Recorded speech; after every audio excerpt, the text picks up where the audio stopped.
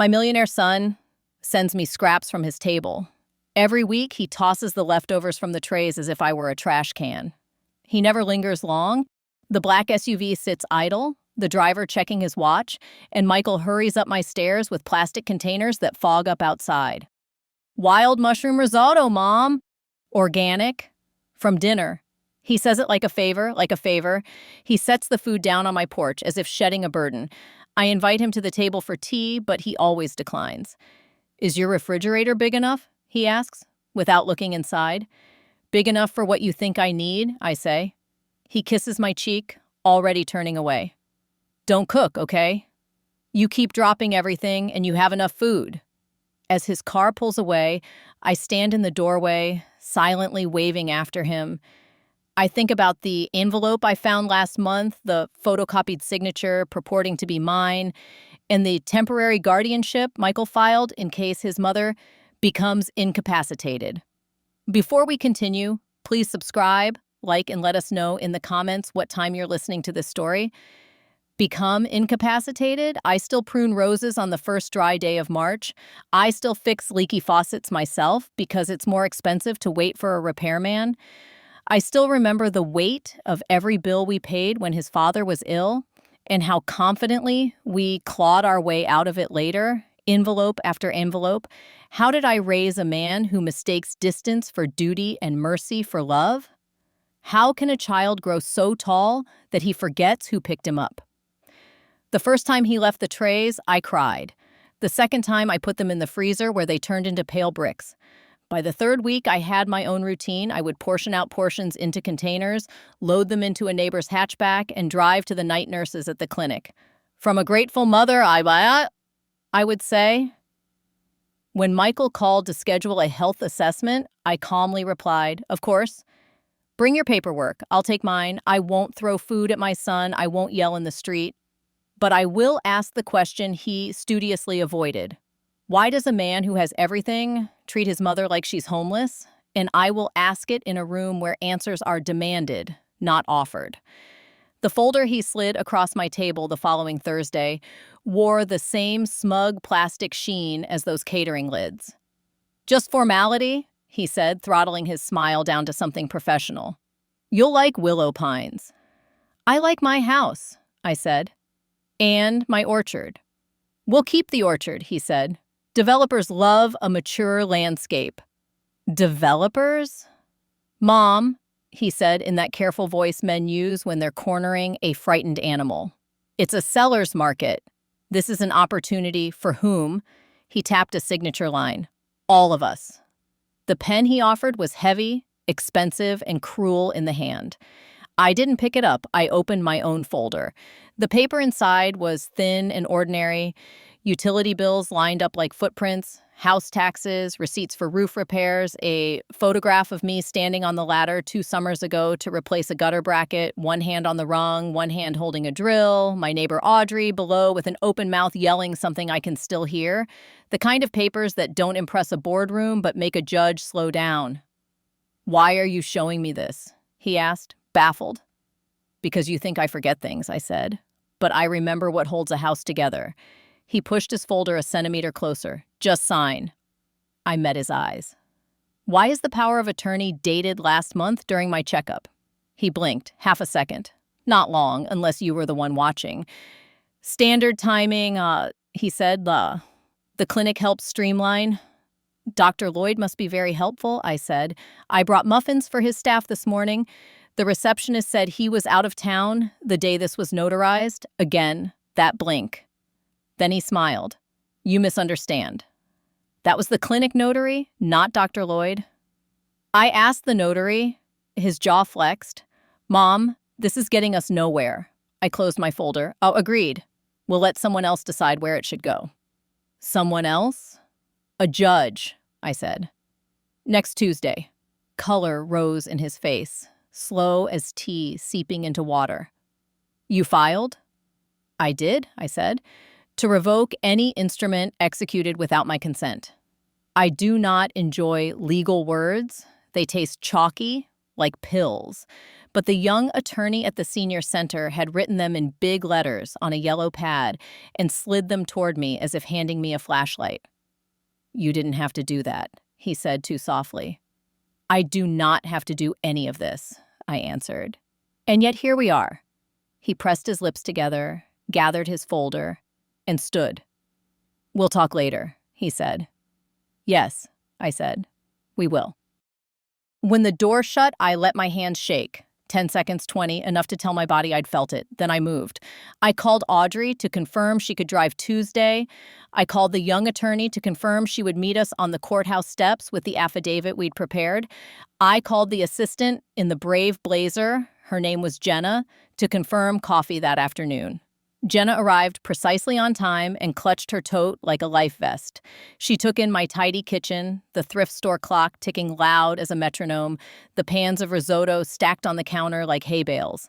"You can say it," I told her. She swallowed. "He said it was kind. That you appreciate it." "Do you believe that?" She looked at the pans and then at me. "No." "Good," I said. "Honesty will make this easier." She sat at the table and poured words out like someone finally allowed to breathe. The trays came from a private caterer Michael used for board dinners and investor briefings. Orders were always too large. Leftovers were always disposed of off-site for optics. 2 months ago, he had changed the office drop-off location to my house. He had said it made him feel like a good son. He had also asked Jenna to collect mail that looked complicated, official notices, thick envelopes from my porch when she came with the food. She did not like that. She stopped doing it after the first week. "Did he know you stopped?" "He doesn't know half of what I do," she said, then bit her lip, shocked at herself. "Does he know you're here?" She shook her head. "Then let's help him learn," I said. "Tell me about the dinners."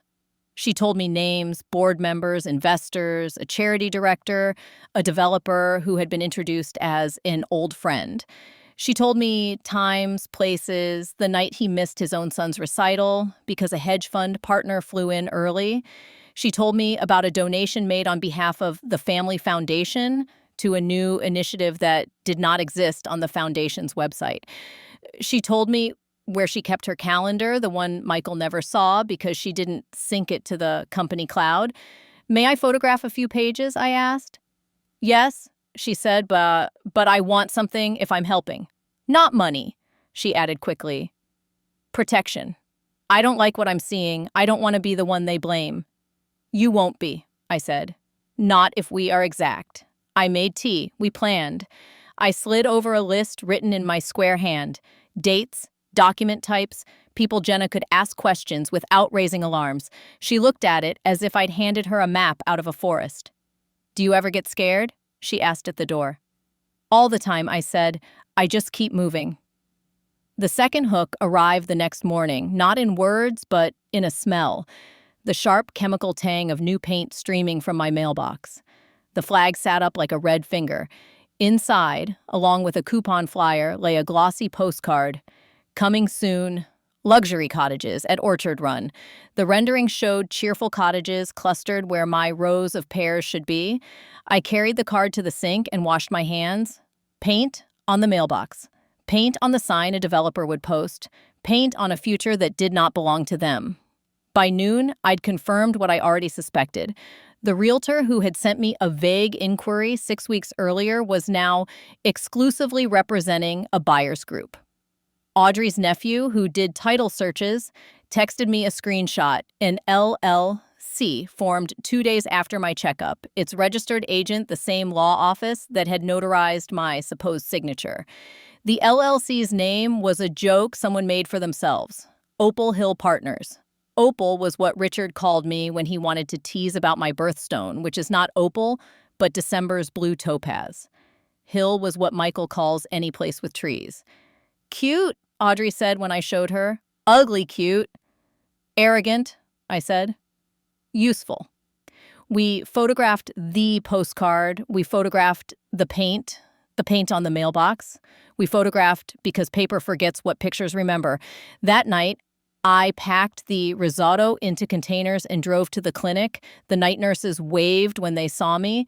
I set the food in their break room and told them to bring containers home. He thinks he's feeding me, I said. Let him feed you. On my way out, I stopped at the receptionist's window. The young woman there had the neatest handwriting I've ever seen. Old-fashioned loops and a steady line, like a teacher's from 1978. Her name was Kimmy.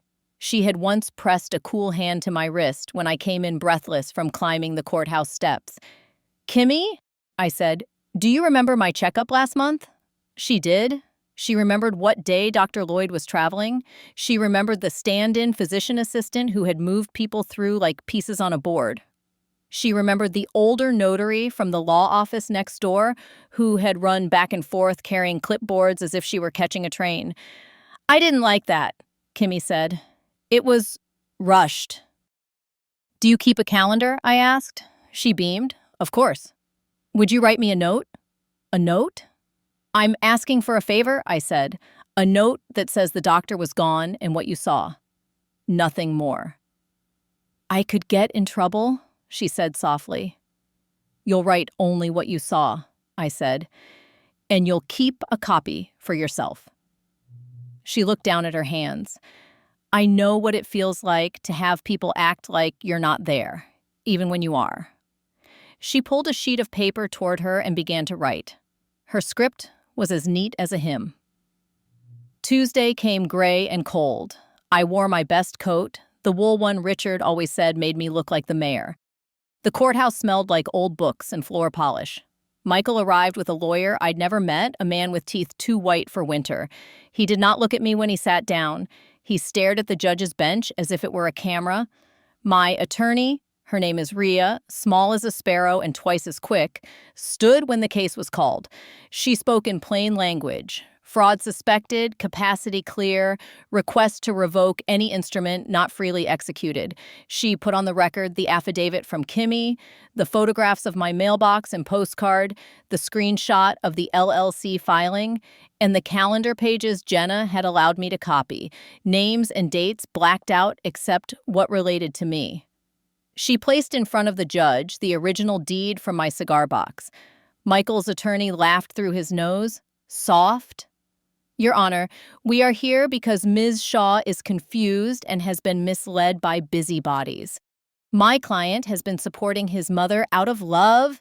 The catering deliveries are an act of kindness with a clipboard," Rhea said.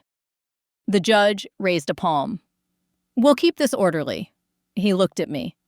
"Mrs. Shaw, do you wish to speak?" "I do, I said, and stood. The room tilted for a heartbeat, then steadied. "I am not confused. I am not generous with signatures. I did not sign the power of attorney presented to me last week. I do not need to leave my home. I do need my son to stop arranging my life like furniture." Michael finally looked at me. His face was careful, professional. "Mom," he said, "no one is trying to take your home." "Then why?" I asked. "Is there a cottage development called Orchard Run preparing to come soon?" His lawyer objected. The judge overruled him. Rhea slid the postcard forward. "We do not know who sent this," she said, "but we know when the LLC behind Orchard Run was formed, 2 days after an instrument purporting to grant my client's son broad powers was notarized by the same law office agent. We asked for a temporary restraining order against any transfer of Ms. Shaw's property and an evidentiary hearing to determine the validity of the instrument." "Granted," the judge said. That word landed in my chest like a warm stone on a cold day. Michael's jaw unclenched and then clenched again. His lawyer whispered into his ear. They asked for a continuance. The judge set dates. We stood. The bailiff's voice rolled out. "All rise." And we did. On the steps outside, Michael caught my arm. "This is unnecessary," he said. The polite tone peeled away. "You made it necessary," I said. "You don't bring strangers into my life without asking me. I am protecting you." "From what?" I asked. "From yourself," he said. "From age, from risk. From my house?" He let go of my arm as if he'd felt heat. "You're angry," he said. "But you'll thank me someday." "Will I?" I asked. "Will you?" He walked away. The SUV door shut with a thud that echoed longer than it should have. Rhea watched him go and then looked at me. We're in it now, she said. I've been in it since the first tray, I said. Now we have a calendar. What followed was work. Not dramatic work with shouting, but the kind of steady labor women my age know how to do. Lists, calls, files, names. Rhea explained what she needed. Bank statements to show no unusual withdrawals, testimony to show pattern and intent, proof that I was more than competent to manage my affairs. She warned me not to confront anyone alone. I listened. I made a schedule. Jenna and I stopped meeting at my kitchen. We chose a chain coffee shop with a lobby of mismatched chairs. She came with small additions each time. An internal memo about expanding philanthropic touchpoints. An email thread where Michael instructed staff to route calls from mother's number to voicemail and forward summaries to him. She came with a story about a dinner where Michael boasted that the foundation would leverage the orchard to fund a new youth entrepreneurship program run by a board member's wife. Do you record these conversations? I asked. She winced. I have recordings of some meetings. For notes, keep them somewhere safe, I said, preferably somewhere Michael doesn't know exists. I have a Dropbox he's never seen, she said, and for the first time smiled like a person with a secret of her own. Kimmy provided me with dates and names of every person who touched my file at the clinic. She wrote them on index cards in the same neat hand. If they ask, she said, I wrote this for myself. Audrey's nephew found a thread that mattered. A lien filed against the foundation's new project property, a lien that made no sense given the foundation's public filings.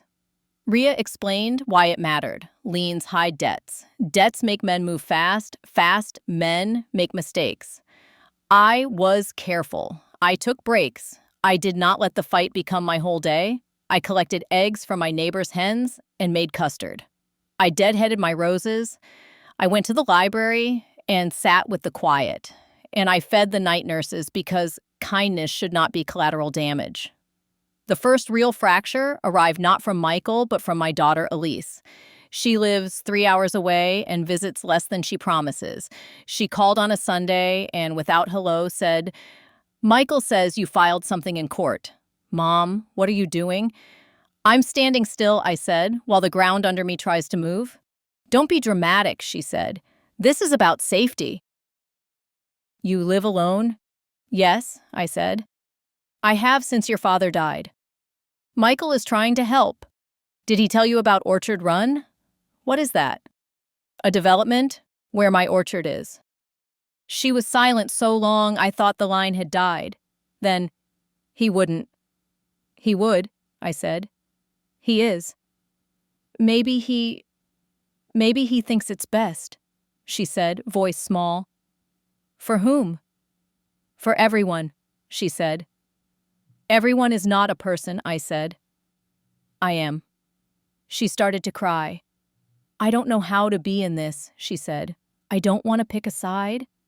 You may not have to, I said gently. You may only have to tell the truth when asked. Will I be asked?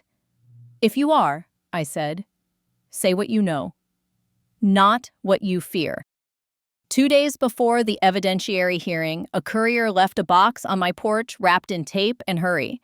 Inside lay 5 years of foundation meeting minutes, bound at the side with metal clips. No note.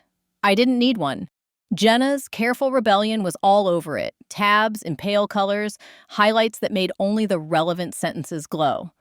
I brewed coffee and read until midnight. What I learned, Michael had grown the foundation impressively on paper. He'd built partnerships and staged galas and invited photographers to capture him, standing behind oversized checks. But large gifts had strings, consulting fees for friends, construction contracts for a developer who once sat at our kitchen table when Michael was 12 and hungry after practice. And then there was a page that made my eyes sting. In tidy language, the minutes recorded that Mrs. Shaw has expressed interest in relocating for her comfort, and the board affirms support for strategic disposition of the orchard property to fund new initiatives. It was a lie written so neatly it looked like truth. I slept badly and woke with my husband's voice in my head, "Get up, Opal, stand up straight." I did both. The hearing room felt smaller than the first. This time, Faces filled the back row. Elise, pale. Audrey, bright-eyed. Jenna, with her hair pulled back and her tote flattened to look uninteresting. Michael wore a navy suit that telegraphed calm. His attorney looked brisk and amused. Rhea began with the simplest thing. A handwriting expert who had compared my real signature across a dozen documents with the scrawl on the power of attorney. Not consistent, he said. Pressure pattern and slant suggest a different hand. Michael's attorney called it inconclusive. The judge nodded noncommittal. Rhea called Kimmy. She spoke softly, clearly. She did not speculate. She said the doctor was away the day the instrument was notarized in the waiting room. She said the notary worked next door at a law office that shares clients with the clinic. She said she saw a woman who could be a nurse suggest where to initial. "We do not do that," Kimmy said, a tremor in her voice only at the end. Then Rhea called Jenna. A hush moved through the room like someone had opened a window. Jenna stated her name and title. She read from her calendar, dates of board dinners, dates of deliveries to my house, dates Michael instructed her to intercept my mail. She stated, without embellishment, that Michael had discussed leveraging the orchard to fund a partner's project. She looked at him when she said it. He looked back with a face I did not recognize. Michael's attorney tried to shake her. "You are a disgruntled employee, aren't you?" "No," she said. "You are seeking to damage my client's reputation." "No," she said again. "I am seeking to tell the truth." He smirked. "You brought minutes from confidential meetings, did you not?" "I did not," she said calmly. "I sent copies to Mrs. Shaw because the minutes mention her by name and contain a claim about her intentions. That, to my knowledge, is false." Rhea introduced the minutes. The judge read. He read a second time. He looked up at me, then at Michael. "Who authored this sentence?" he asked, tapping the line about my supposed interest in relocating. Michael's attorney stood. "The board, collectively." "Name a person," the judge said. Silence. Then Michael said, "I did." "On what basis?" "She said she was considering it," Michael answered. "When?" he faltered. She said it years ago, after my father—" "I mourned in this house," I said, unable to stop myself. "I never asked you to sell it." The judge held up a hand. "We will maintain order." "Mr. Shaw, is there any written record of your mother expressing this desire?" Michael's attorney interjected. "Your Honor, this is a sideshow. The central question is capacity and safety." "The central question," the judge said, "is consent." He turned to Rhea. "Counsel, your motion?" Rhea's voice was very steady. "We renew our request to revoke any instrument not freely executed, to enjoin any transfer of Ms. Shaw's property, and to appoint, if necessary, a neutral evaluator, rather than a family member with an apparent financial interest." "Granted," the judge said again. Then, "And given the testimony, I am referring this matter to the district attorney's office for review." Michael made a sound, low and raw, the kind of sound a boy makes when he is caught and does not recognize himself. The day after the hearing, the trays stopped. The SUV did not appear. No smell of truffle oil, no aluminum, sweating on my porch. The quiet rang like a bell. I almost missed the punctuation of the drop-offs. Almost. What replaced them were letters, formal and angry, then formal and frightened. Michael's lawyer demanded the return of proprietary corporate materials. Rhea responded with 3 sentences that said no. The Foundation's board issued a statement about misunderstandings. The district attorney requested a meeting. This is the part of the story people ask me about. Did I want my son punished? Number. I wanted him stopped. I wanted him to look at me and see a person, not a chess piece. I wanted my house to be mine until I chose otherwise. Justice does not have to be revenge, but sometimes it has to be heavy enough to be felt. At the DA's office, I sat at a table with Rhea, a young prosecutor whose tie had a crooked thread, and a woman with the calm of a person who had heard every excuse. They asked questions. I answered. They listened to Jenna's recordings of parts of 2 meetings where Michael discussed the orchard as a funding mechanism and joked that mom will come around once she sees the renderings. They looked at the minutes. They looked at the lien. They asked me if I wanted to press charges. I asked what that meant. They told me. I said yes to the parts that looked like forgery and fraud, and no to the parts that looked like public humiliation for pleasure. I am not interested in pleasure at my child's expense. I'm interested in consequences large enough to persuade him to stop. Elise came the next weekend. She brought groceries I didn't need and a softness I did. We sat at the table with the blue bowl and drank tea. Finally, she said, "I'm sorry." "For what?" "For not seeing it sooner," she said. "For wanting peace more than I wanted truth." "Peace is a good thing to want," I said, "but not if it means locking the person who loves you in someone else's plan." "She's pretty," Elise said suddenly. "Who?" "The assistant, Jenna." "She is," I said. "And brave." Elise laughed through her nose, a sound so much like mine it startled me. "I thought Michael's competence would keep me safe," she said. "Turns out it made me lazy." "It made all of us lazy," I said. "He learned from us how to move fast and how not to ask for help." "Do you think he's sorry?" "I think he's scared," I said, "and I think scared men can become sorry if they slow down long enough." I would like to tell you the ending came cleanly, like a ribbon cut at a ceremony. It did not. It came in stitches. The DA opened a formal investigation. The board removed Michael as chair, pending review. He remained CEO of his company for a season more because people like to pretend there's a wall between their public names and their private choices. Investors began to ask questions.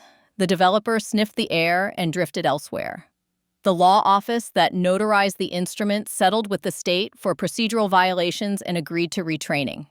The clinic replaced its intake procedures, and Dr. Lloyd called me, voice stiff with shame, to say he had failed to guard his patient's process. I thanked him for the call and told him to take care of Kimmy. Jenna gave notice. She found work elsewhere and returned the last of the catering receipts she'd kept in a manila folder under her sink.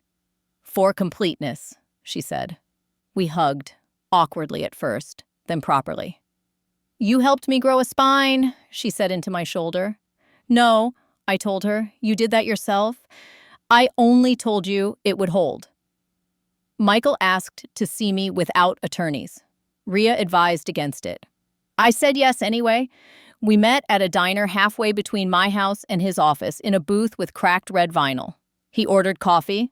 I ordered tea. We did not talk for a full minute. Finally, he said, "I was trying to manage risk." "I'm a person," I said, "not a risk." "I didn't mean—" He stopped. "I thought if I took care of it, you wouldn't have to worry." "About what?" "About dying alone," he said, and the plainness of it knocked the air out of me.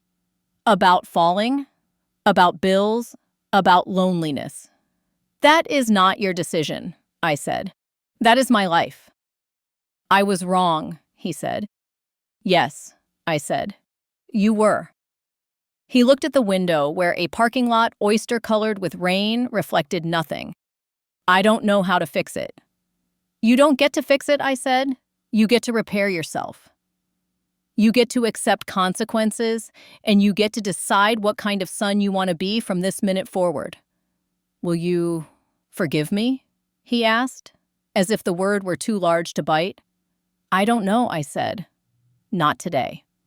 "Maybe later, if you do the work." "What work?" "Tell the truth," I said. "To the board, to the DA, to your children. Return what you took. Stop deciding for me. Start asking me hard questions and listening when you don't like the answers." He nodded, small and terrified. "Okay." "Michael," I said. "Why the trays?" He looked at his hands, clean and empty, on the table. "It made me feel generous," he said, "like I was doing something. It was easy, and I didn't have time for hard things." "Fine time," I said. "For hard things." We sat in the small sound of forks and coffee and rain. The investigation closed months later with a settlement agreement. Michael admitted to filing a false document and to misrepresenting my intentions in foundation minutes. He agreed to step down from all positions at the foundation and to pay a fine and restitution to the foundation for consulting contracts that violated policy.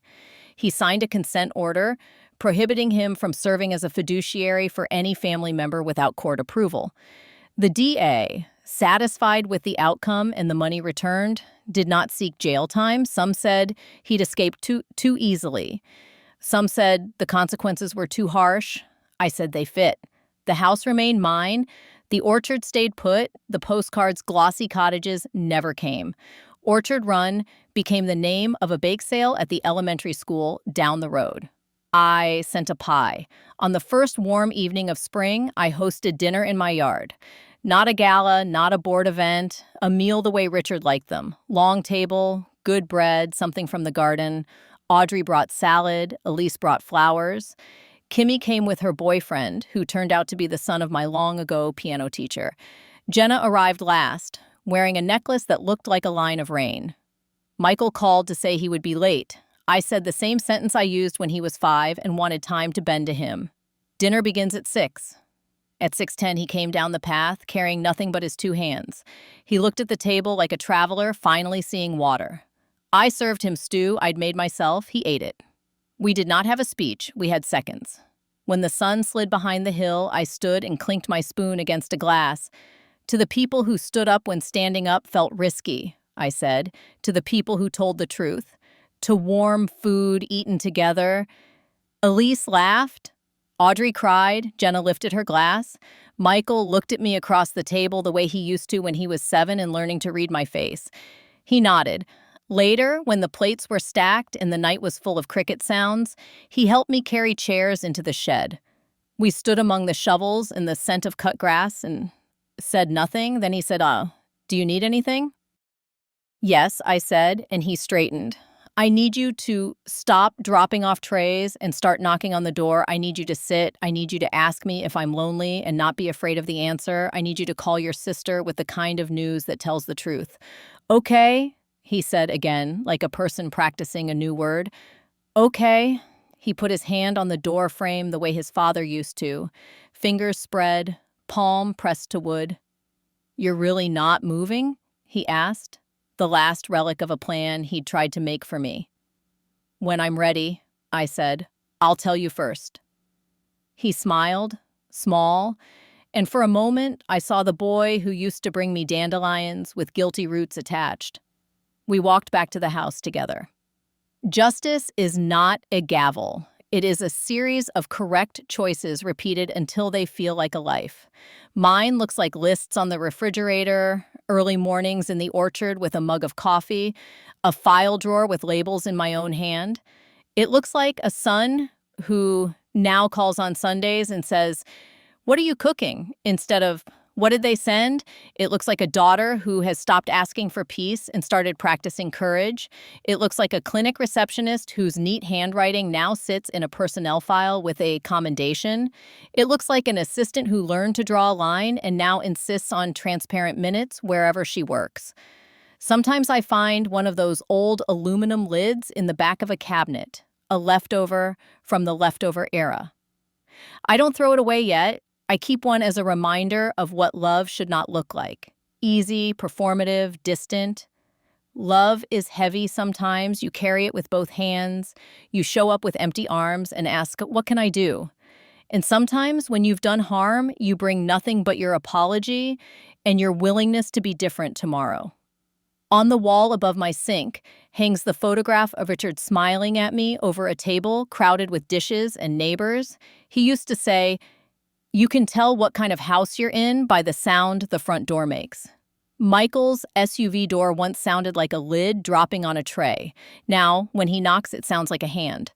I answer, and when we eat, the food is warm. Do you think I did the right thing? Let me know in the comments. If you like my story, subscribe to the channel and like it. Thank you for listening to this story. My grandma told me this story. I have many more stories. Subscribe so you don't miss the most interesting things.